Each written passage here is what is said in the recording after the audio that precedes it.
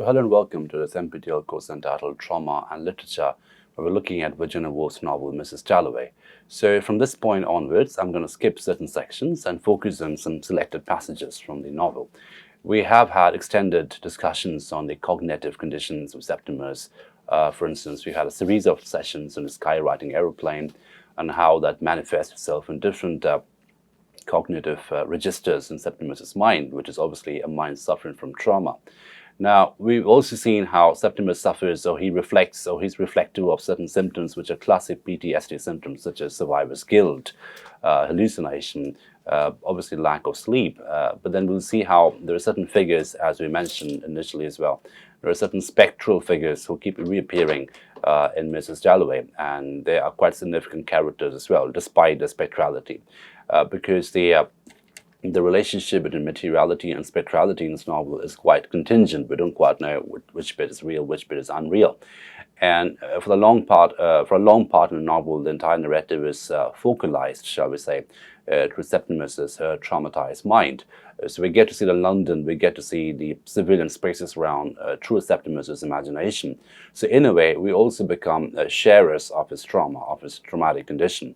So we become like traumatized perspectives as well, because the entire novel unfolds itself in major parts through Septimus's mind. I mean, there are other characters as well. There's Clarissa, Dalloway, the protagonist of the novel. There is Peter, who comes back from India and is trying to find it difficult to integrate himself back in the London space. So, all these characters, Clarissa Dalloway, Peter Walsh, Septimus Smith, they all have different kinds of perspectives. And interestingly, what we see in the novel is how there are certain points where these characters meet and crisscross each other without obviously acknowledging each other. They don't know each other. But we have this hyperlinked quality in this novel, which makes it modernist as well as quite postmodernist in certain senses. Now, as I mentioned, we are looking at certain selected passages, and I hope to conclude this novel in another couple of sessions from this point. So this is page 53, which should be on your screen. And this is Rezia's perspective. Rezia is an Italian woman Septimus has married, and she obviously offers another interesting perspective on the entire cognitive condition of Septimus Smith in this post-war London. Because she's an outsider at various levels. She's a cultural outsider, a political outsider, and also, to a large extent, a linguistic outsider. Now, this is a section where Evans, the person that Septimus has had a very close and intimate relationship with, he appears in Rezia's imagination, Rezia's memory. And Evans, as you know, he keeps appearing in the novel in various spectral forms. And the spectrality of Evans is interesting because that is obviously reflective of the survivor's guilt and hallucination that Septimus suffers from.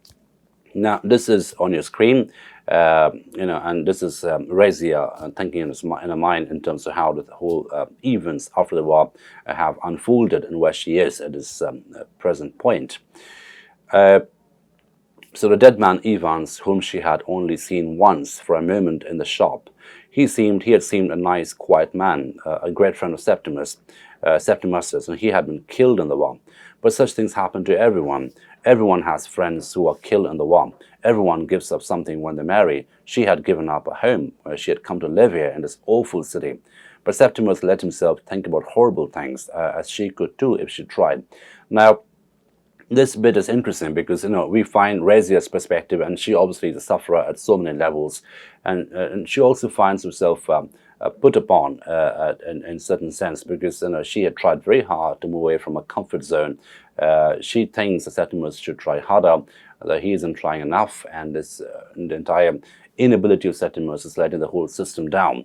And the doctors keep telling her nothing really is wrong with him. So he just needs to man up, quote unquote. He just needs to think outside of himself. He's just over introspecting, and that is not helping his cause. And she's subscribing to that system, subscribing to that medical belief. And she has this moments of bitterness, of resentment against Septimus, where she's almost complaining in a very grudging way that he's not trying hard enough. And what about her? I mean, she has given up so much. She's given up her Italian setting, her Italian neighborhood, Italian culture to come to this awful city.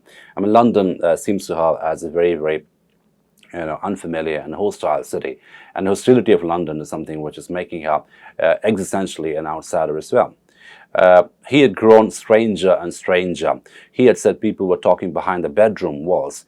Mrs. Filmer thought it odd. He saw things too. He had seen an old woman's head in the middle of a fern. So, and these are these classic hallucination instances of Septimus's PTSD. He just imagines things. He just sees horrible things. What we call in memory studies as flashbulb memory. Certain flashes come back in his mind out of nowhere, out of no context. So in a perfectly peaceful setting, he can suddenly have a flashbulb moment where a cut head can reappear in his mind, and he would behave and he would respond accordingly. And that obviously is embarrassing for Rezia. That obviously is unsettling for Rezia, and that makes Septimus a difficult person to live with, an increasingly difficult person to live with. So in this very complex novel, we have not just the principal traumatized character, but also what that does to the people around him. That is also reflected and represented in very complex ways, because Rezia's perspective helps us understand what it must be like to live with a traumatized person, what it must be like to live with a PTSD veteran, a sufferer from post-traumatic stress disorder. That too can induce trauma at other levels. Okay. So yes, he could be happy when it chose. They went to Hampton Court on top of a bus, and they were perfectly happy. All the little red and yellow flowers were out on the grass like floating lambs, he said, and talked and chattered and laughed, making up stories. Suddenly he said, "Now we will kill ourselves." When they were standing by the river, and he looked at it with a look which she had seen in his eyes when a train went by, or an omnibus, a look as if something fascinated him, as if she felt he was going from her, and he caught him by the arm. But going home, he was perfectly quiet, perfectly reasonable. So we have the first instances of Septimus' suicidal symptoms, where we get to know through Rezia that they've gone for a walk somewhere and they were standing in front of a lake reflection, and then suddenly he said, "Now we can kill ourselves." And there is this look of fascination where that Rezia sees in Septimus when an omnibus passes by, when a train passes by. The obvious implication is he is pulled towards death, he is pulled towards self-annihilation, and this becomes an extreme extension, shall we say, of his melancholia. And by melancholia, I use it in a Freudian sense, which means lack of self-esteem, that he loses all self-esteem. He doesn't quite have any self-worth left. And that almost empties his personality, empties his an ability to feel, right? So an ability to connect to other people around him. And what that means in a nutshell, in a complex conceptual way, is that he suffers from a crisis in embodiment, as I mentioned in one of my earlier sessions. And by crisis in embodiment, what I'm saying is, he is struggling to integrate himself to his environment. He's struggling to connect to his environment, and he has this constant pull to annihilate himself, to destroy, to shut himself down. And that becomes, as I mentioned, one of the earlier indicators in the novel about his suicidal symptoms. He would argue with her about killing themselves, so it's almost like a suicide pact. He would sometimes talk about killing themselves together as a pair, and explain how wicked people were, how he could see them making up lies as they passed in the street. He knew all their thoughts, he said. He knew everything. He knew the meaning of the world, he said. So, as I mentioned, this is a very interesting glimpse into what it must be like to live with a traumatized patient, with a PTSD veteran. So we get the other view as well, the other perspective as well, what it must be like to live with a sufferer of trauma.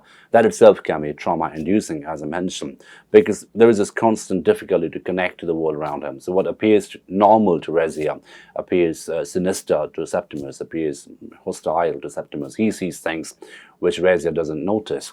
He hallucinates things which Rezia doesn't understand. And this constant disintegration that Septimus suffers from, that obviously has, and that induces a similar kind of disintegration in Rezia's mind. So it becomes difficult for her as well to live with a person like this. Okay, and when they got back, he could hardly walk. He lay on the sofa and made her hold his hand to prevent him from falling down.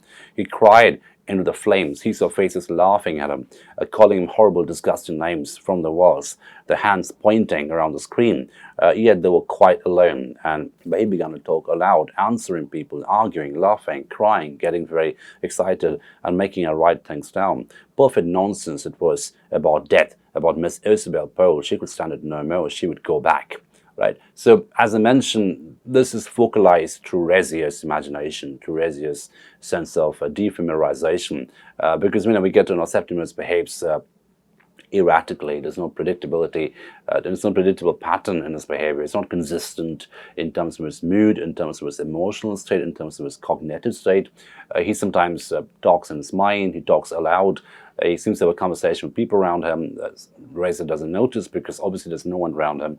And then he makes write down things which don't make any sense at all. And then he cries. So there's no stability in a cognitive pattern that Septimus has. And this is obviously, again, a perfect case in point of a trauma victim, because one of the first indicators of trauma is interrupted embodiment. And what do I mean by interrupted embodiment? Your normal seamless consumption of reality is interrupted, right? And this interruption then obviously has a neural pattern. It has a neural embedded implication, but also it has an extended enacted implication, in the sense that your enacted embodiment gets your enacted cognition becomes interrupted in terms of how you enact your personality, in terms of how you enact yourself and connect into the world around you. That gets interrupted, perhaps permanently. And this permanent interruption, it creates, in a sense, what we call in critical studies or critical theory as aporia, right? This break, this gap in meaning-making systems where you can't sort of understand what's going on. The gap between one meaning landscape and another meaning landscape, the fault line, as it were. So Septimus is inhabiting this fault line, permanent fault line, this permanent aporia, where he cannot integrate to his, the conditions around him, to the material, physical, cognitive conditions around him. And Rezia seems to be suffering from that sense of alienation that Septimus has. She says, it's not fair on me. She could stand it no more. She would go back to Italy. Because also remember that she is a political outsider as well. She's a linguistic outsider and a cultural outsider.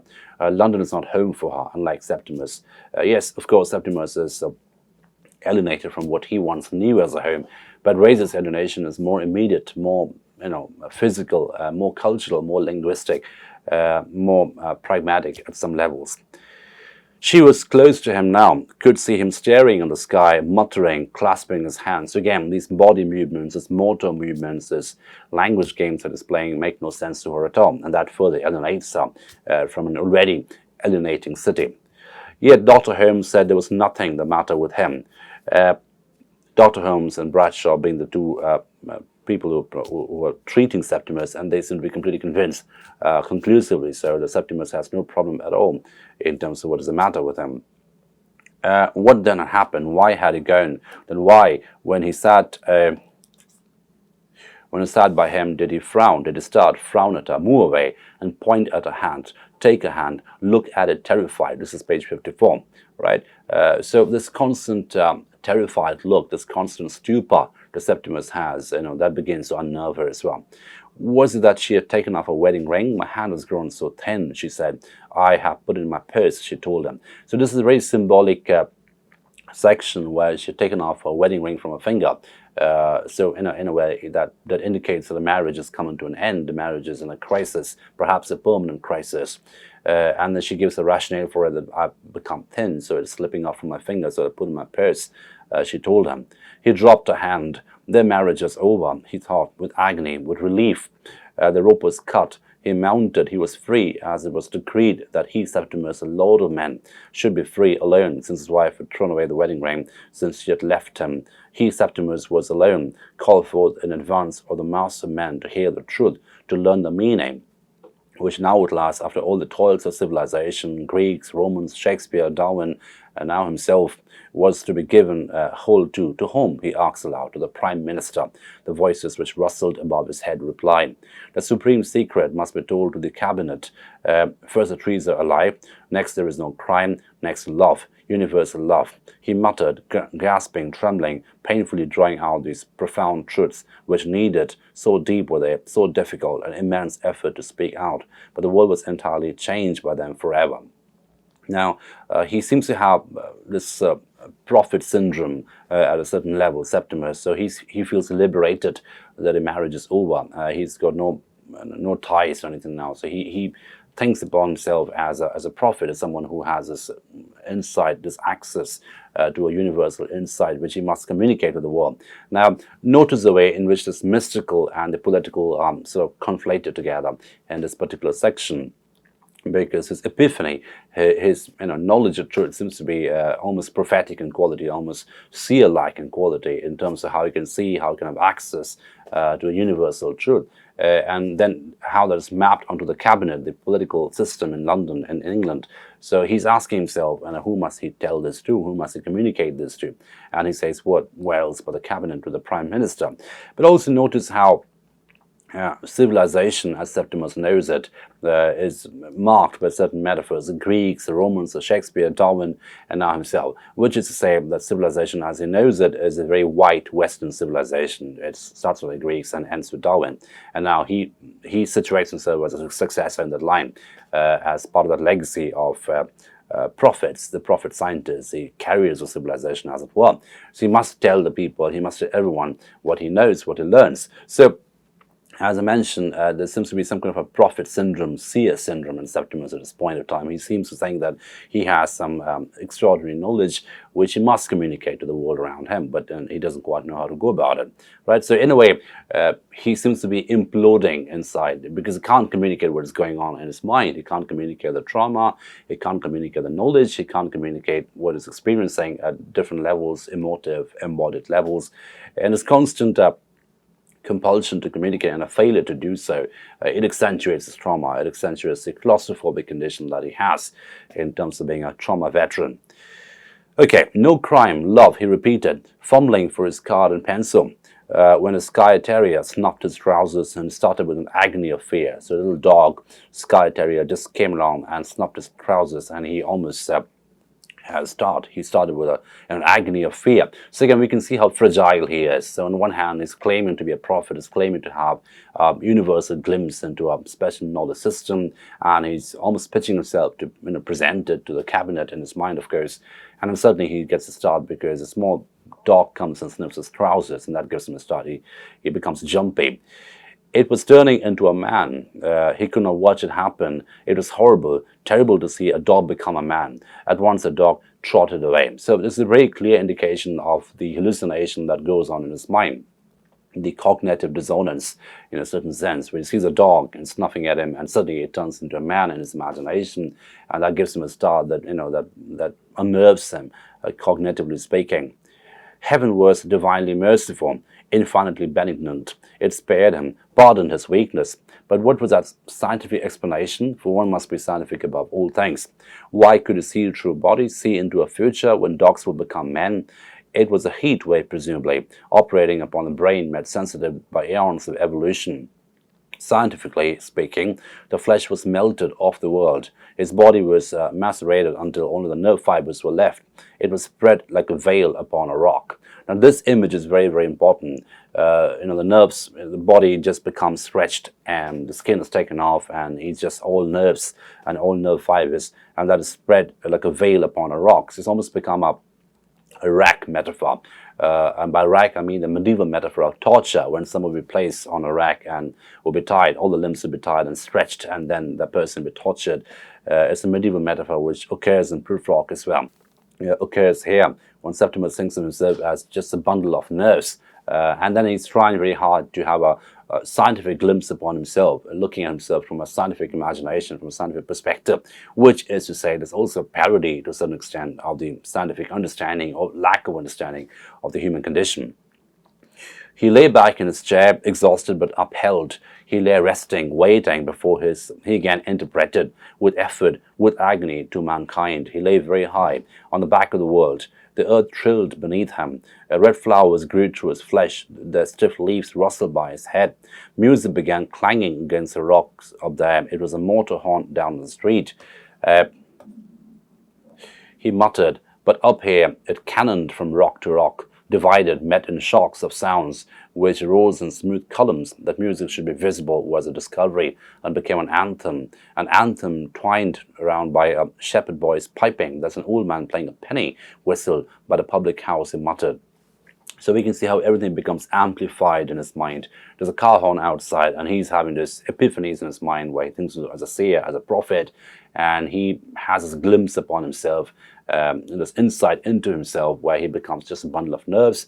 And suddenly we have this car horn which appears in his mind as like a bomb. It's an explosion. And as we have seen before, how it keeps carrying the residual markers of trauma, the residual markers of violence from the war front, where an innocent advertising airplane can appear to him as a bombing airplane, because that's how he's conditioned now, having suffered the war so many times, having internalized the trauma and violence of the war. So similarly, there's a car horn outside, and that appears to him infinitely amplified, and that gives him a start again, like the dog. When, for instance, just early section where he was having this epiphany and a dog came and sniffed his trousers and it suddenly became a man. It just appeared to be a man, maybe an enemy soldier, we don't quite know. So similarly, a car horn, which is a very banal metropolitan thing, it's a metropolitan machine. It suddenly amplifies and intensifies in his mind, and it just becomes some kind of a mystic music, which then has a series of other metaphors. It keeps connecting across metaphors away. It becomes an anthem twined around by a shepherd's voice piping. So again, we can see how the different sounds are connected, and then he's able to see music in some sense. So music should be visible was a discovery. So because his cognitive senses are all bundled up together, there's no differentiation between different cognitive parameters. So he can see something that he can hear as well. So it's synesthetic in a sense that all the senses are mixing together, just a good thing, but also there's a cognitive confusion, a cognitive unsettling at work over here, where there's no distinction, neatly speaking, in terms of different sound and visual systems. It all merging together in his mind, which is to say that he's probably suffering from some kind of a lesion in his brain, which doesn't quite differentiate anymore between the different sense perceptions. Okay. The boy's elegy is played among the traffic toward Septimus. Now he withdraws into the snows. The roses hang about him, the thick red roses which grow up on my bedroom wall. He reminded himself. The music stopped. He has his penny. He reasoned it out and has gone on to the next public house. So we have this almost this allegorical, this archetypal musician, the flute player, a young boy, which has biblical connotations, different kinds of messianic connotations.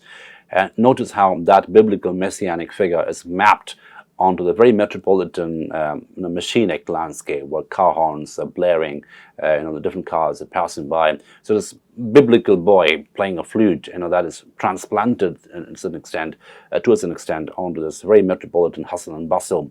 And that constant conflation between different kinds of cognitive registers, the mythical messianic register and the metropolitan mundane register, is what reflects Septimus's cognitive dissonance to a certain extent.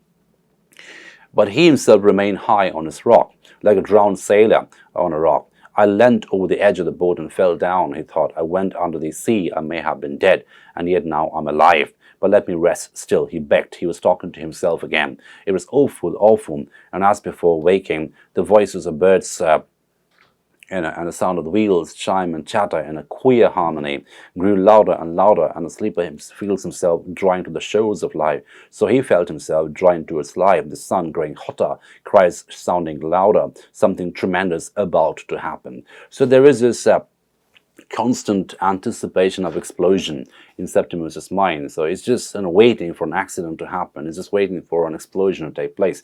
And this constant wait, this constant anticipation, or this constant expectation of an explosion is exactly what he carries from the war. And that's a classic marker of a PTSD veteran. He's just waiting for an accident to happen. He's waiting for a bomb to fall. And now that takes us back to the conditions of the First World War, especially what we call today as trench trauma. Being in a trench, just waiting for a bomb to fall, and you can't move inside a trench. You have to lay still and wait for something to happen. And this constant waiting for an accident, this constant waiting for an explosion, it begins to affect your nerves. It begins to affect your nervous system. So even in a civilian space, in a normalcy around you, is just a waiting for an abnormalcy to take place, just for waiting for an abnormal event to take place, just waiting for an abnormal accident to take place, which can be potentially violent in quality. So Septimus obviously betrays away what we call today as trench trauma. So sitting in a trench, claustrophobic, you're still emotionless because you're not supposed to move inside a trench. But then, at some point, in, you can't put a patent to it, but at some point there will be a bomb, there will be an accident, there will be an explosion, and you'll probably die, or you see someone die in front of you. That was how the war was fought at that point in time. It was a very human, organic battle where bodies got enmeshed with mud and clay, and it was just a horrendous affair. All right, it's a very different grammar of combat from what we know today. Right, so something tremendous was about to happen. An explosion was about to take place. He had only to open his eyes, but a weight was on them, a fear. He strained, he pushed, he looked. He saw regions spark before him. Long streamers of sunlight fawned at his feet. So he can't even open his eyes because he's fearing something terrible might happen to him. Something terrible might explode on his senses. Right? The trees waved, brandished. We welcome, the world seemed to say. We accept, we create. Beauty, the world seemed to say. And as it proved scientifically, wherever it looked at the houses, at the railings, at the antelopes stretching over the palings, beauty sprang instantly. To watch a leaf quivering into the rush of air was an exquisite joy. So we can see how, I'm going to wind up at this section now, but you can see how there's a very interesting mingling of a phobic condition and a loving condition. So philia and phobia, they're connected and very, they're entangled in very asymmetric ways in Septimus' mind. You don't quite know where the fear ends and the love begins, right? On the one hand, he's fearing a bomb, he's fearing an explosion, he's fearing some terrible thing is about to happen. On the other hand, he has this exquisite joy and beauty and love springing from his senses. So we'll stop at this point today, and we'll just carry on and hopefully conclude this in a couple of more sessions. But what we need to see is, in the last lecture, we talked about metaplasticity, how the body, the organic and the inorganic systems all mingle together in a very complex ecosystem, which is opposed to our London. Now, what we see here is how Septimus, as this subject inside the ecosystem, is unable to calibrate the conditions around him, is unable to calibrate the cognitive conditions around him. So he swings from the extreme joy to extreme fear. He swings from the organic to the inorganic. He's got no differentiation of a sense parameters, so he can see, he can hear at the same time. So different sense perceptions are blended together. In other words, he reflects an imploded system of cognition, and that obviously becomes part of his interrupted embodiment. He can't connect to his environment. He can't enact his personality. There's no stable self that he has. And we also see how that begins to affect the person around him, Rezia, who also begins to become almost like a trauma victim at a certain level. So we'll stop at this point today, and we'll continue with this in the next session. Thank you for your attention.